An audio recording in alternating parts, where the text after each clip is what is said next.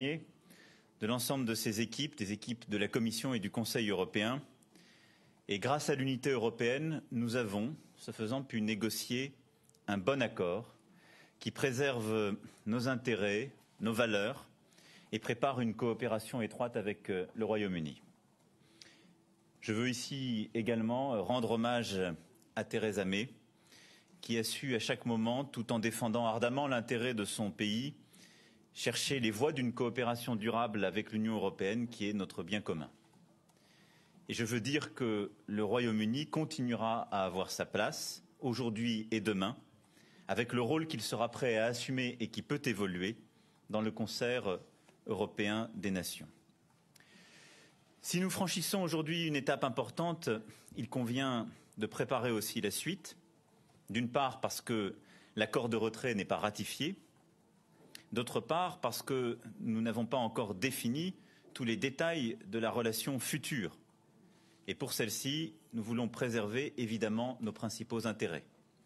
C'est pourquoi nous avons obtenu une déclaration à 27, claire, qui cadre cette prochaine étape et dans laquelle je veux ici souligner 3 points d'importance que la France en particulier a tenu à faire figurer.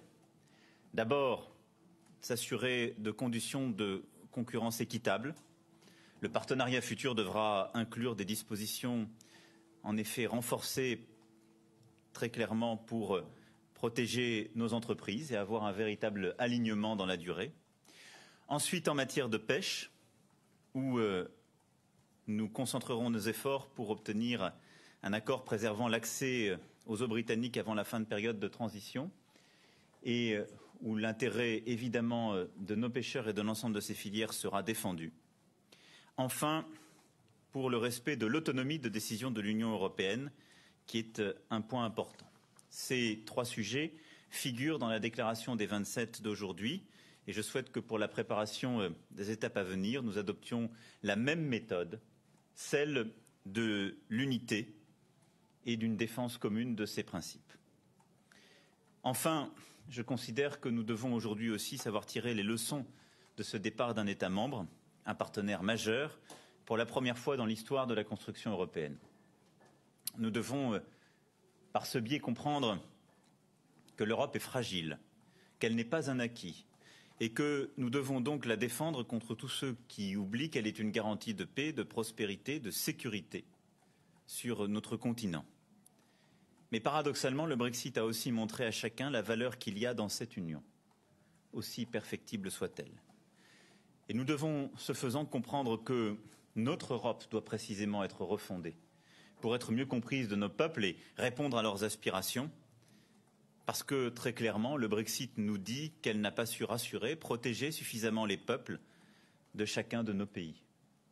C'est ce projet de refondation qui, pour moi, doit aussi être au cœur des mois à venir pour notre Union européenne. Je vais maintenant répondre à vos questions. Oui, Monsieur le Président, je suis... Pardon. Bonjour, Pascal Verdeau, France Télévisions. Une question sur les leçons que vous tirez.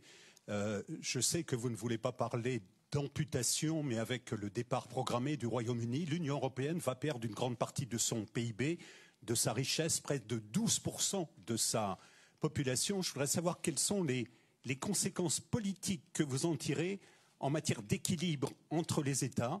Et pour être plus précis, est-ce que ce départ est profitable à la France ? Écoutez, il est d'abord trop tôt pour le dire et je ne peux pas considérer que pour quelque État membre que ce soit, le départ d'un autre État membre puisse être vu comme profitable. Aujourd'hui, je vous l'ai dit, pour moi, c'est un moment qui doit être empreint de dignité, d'une forme, il faut bien le dire, de tristesse, de voir en effet l'Union européenne se réduire, mais c'est le choix souverain qui a été fait. Et c'est le respect que nous devons. Il est clair que, une fois toutes les étapes franchies, cela changera les équilibres et le fonctionnement de l'Union européenne. À coup sûr, il est trop tôt pour dire comment. Cela renforcera le poids de l'Europe continentale, d'un certain rapport au droit, à la norme et à une vision du monde qui peut être aussi davantage le nôtre. Cela, en effet, enlève des habitants, comme une partie du produit intérieur brut. Cela modifiera les équilibres, mais il est trop tôt aujourd'hui pour pouvoir répondre précisément et en ayant toutes les données en question à votre question. Je dirais que l'un des points, c'est aussi la nature de la relation future que nous aurons. Si justement cette relation future est celle d'une très grande proximité, ces changements ne sont pas les mêmes. Donc ça ne sera pas sans conséquence. Vous avez raison de poser cette question aujourd'hui, mais il est trop tôt pour y répondre de manière pleinement éclairée.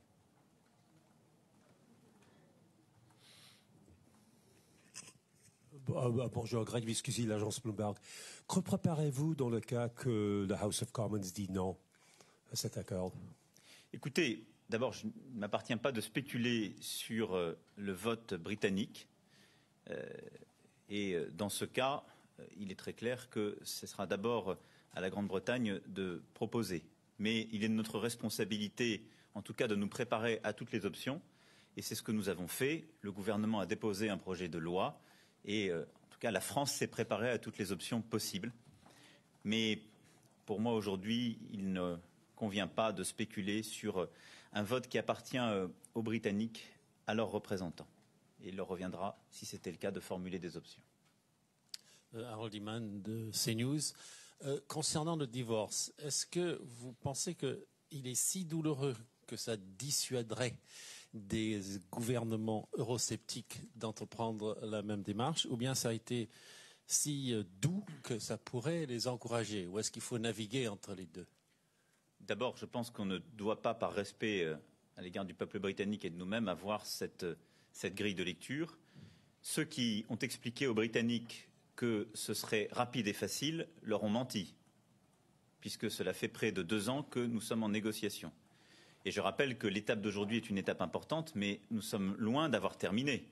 Il faut une ratification par le Parlement britannique, mais après une ratification aussi côté européen, et la négociation d'un accord sur les relations futures, là où nous n'avons qu'une déclaration.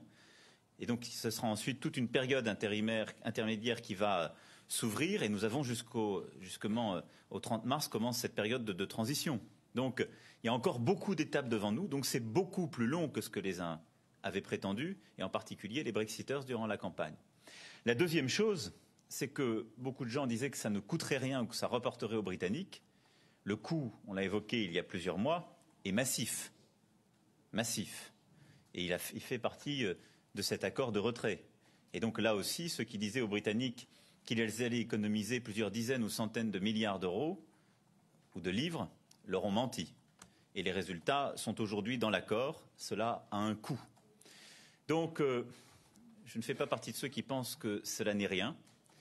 J'insiste sur le fait que c'est beaucoup plus long, beaucoup plus douloureux, beaucoup plus coûteux que ceux qui proposent de le répliquer dans d'autres pays. Mais je pense que nous ne devons avoir aucune approche punitive pour dissuader.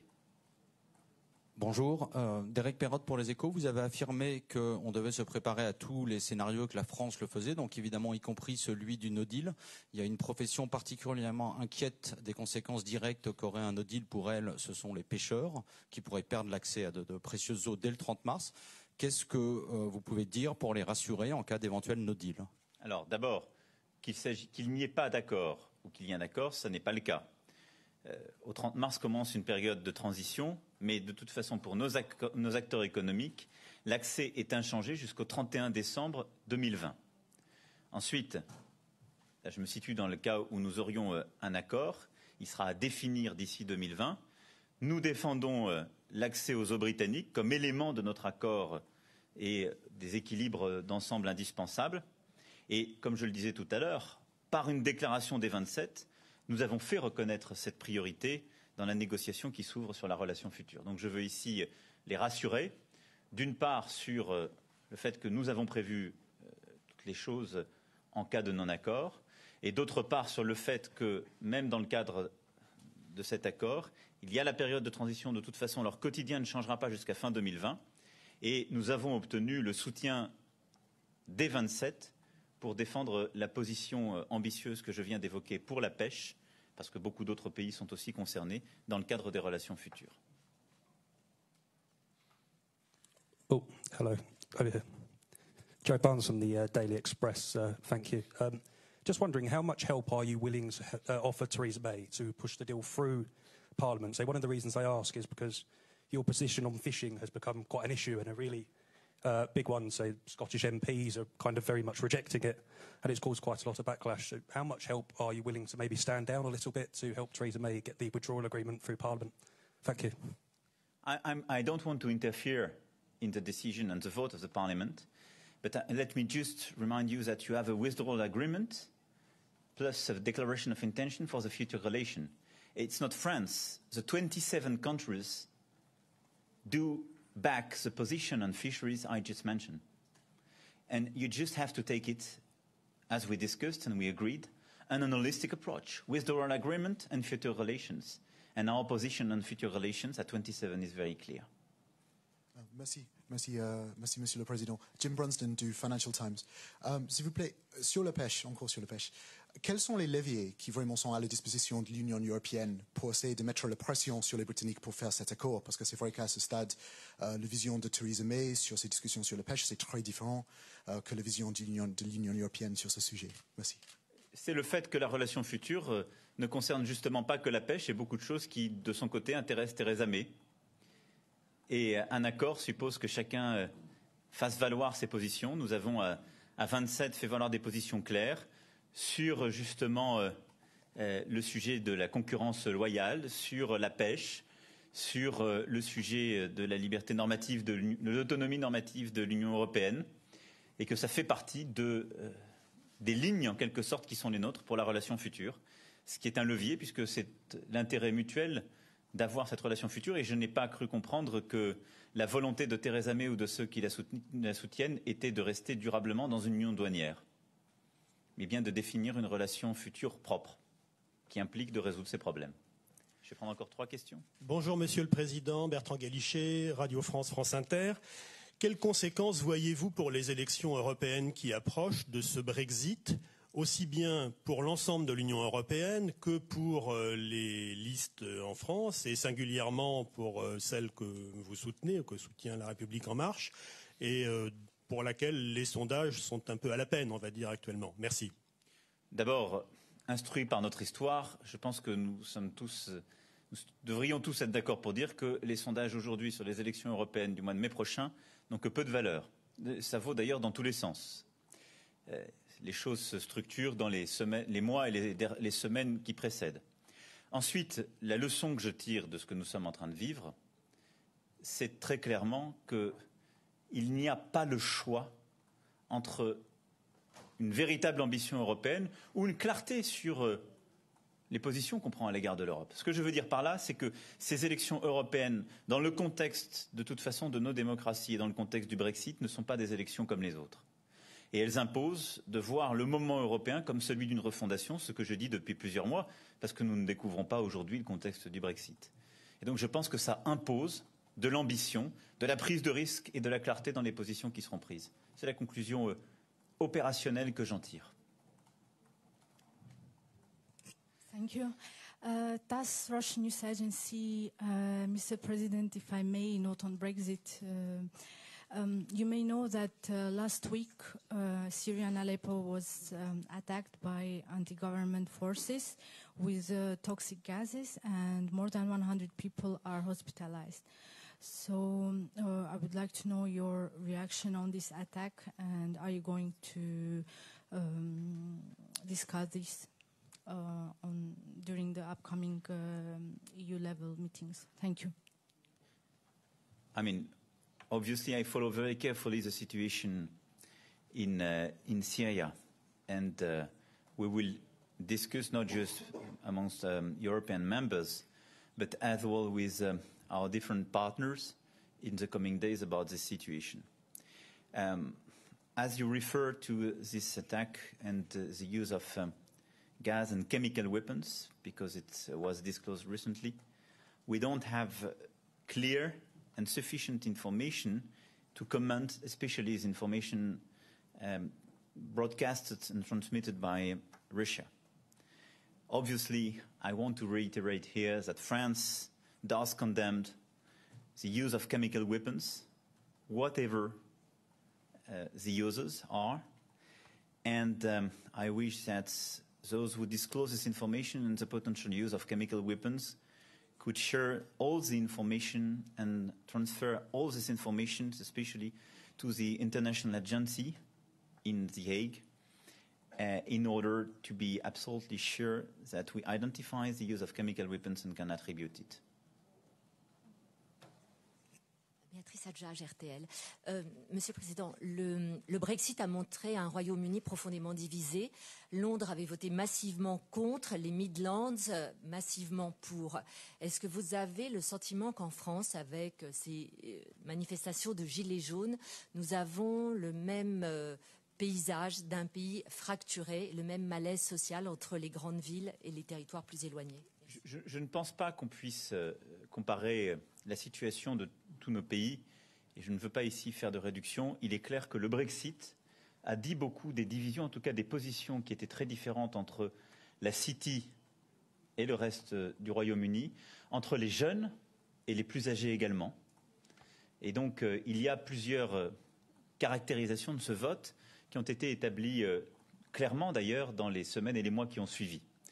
Ce que cela montre, c'est que dans toutes nos démocraties, il est clair que notre devoir est de réussir à redonner aux classes populaires et aux classes moyennes des perspectives et une capacité à construire le progrès et à le construire pour eux-mêmes. Cette histoire de progrès, elle a structuré l'Europe durant les 30 glorieuses après la Deuxième Guerre mondiale. Elle s'est fracassée sur la grande crise du milieu des années 70. Et force est de constater qu'à ce stade, nous n'avons pas réussi à construire un nouveau modèle de développement économique inclusif, comme on dit aujourd'hui, mais qui permet à ce qui est le socle de notre démocratie, à savoir les classes populaires et les classes moyennes, de trouver toute leur place. C'est un défi pour toutes celles et ceux qui sont aujourd'hui en situation de gouverner. Ça l'est aussi en France, avec après des différences et des nuances entre nos pays. Mais je n'isolerai pas simplement les villes et les campagnes, parce que si je prends l'exemple de notre pays, la situation est aussi très difficile dans certains quartiers des grandes villes. Il y a une part de notre ruralité qui réussit à construire un modèle de développement et dynamique sur le plan démographique. Il y a d'autres quartiers qui sont en déshérence. Il y a ceux qui réussissent dans cette mondialisation et cette ouverture et ceux pour qui le progrès n'est plus accessible. Je pense qu'il n'y a pas de projet de société, pas de projet politique au niveau national et européen si nous n'apportons pas une réponse claire à nos classes moyennes et à nos classes laborieuses. Ce qui veut dire une réponse économique, sociale, mais également culturelle et de sens. C'est un de nos défis, mais il ne se réglera pas en un Conseil européen. Je prends une dernière question. Merci, Anza Italie. Au-delà de la Brexit, vous avez rencontré aujourd'hui le Premier ministre italiano Conte. Je voudrais savoir, qu'est-ce que vous vous attendez de l'Italie? Conte, il a parlé d'un bon climat et de... Je voudrais savoir. J'attends de l'Italie que nous puissions ensemble travailler justement sur toutes les solutions qui permettent à l'Europe de mieux régler ses défis contemporains, c'est-à-dire une politique de coopération et surtout de progrès sur les sujets migratoires en vue du Conseil de décembre, une coopération sur l'amélioration du fonctionnement et la meilleure intégration de la zone euro, ce qui est un de nos défis de décembre, une bonne coopération sur la taxe numérique, que nous souhaitons là aussi pouvoir décider, et tous ces sujets qui vont scander l'agenda des prochains mois. Nous avons eu, en marge du Conseil, une bonne discussion avec le président du Conseil italien, M. Conte, et nous poursuivrons le travail ensemble. Voilà ce que j'attends de l'Italie, comme je crois ce que l'Italie légitimement attend de la France, c'est-à-dire qu'il y ait un travail de coopération autour de la table pour avancer, non seulement sur notre agenda commun, mais sur ce que nos peuples attendent de nous, c'est-à-dire proposer des solutions pour une Europe qui fonctionne mieux. Merci beaucoup. Je vous remercie, mesdames, messieurs. Bonne fin de journée.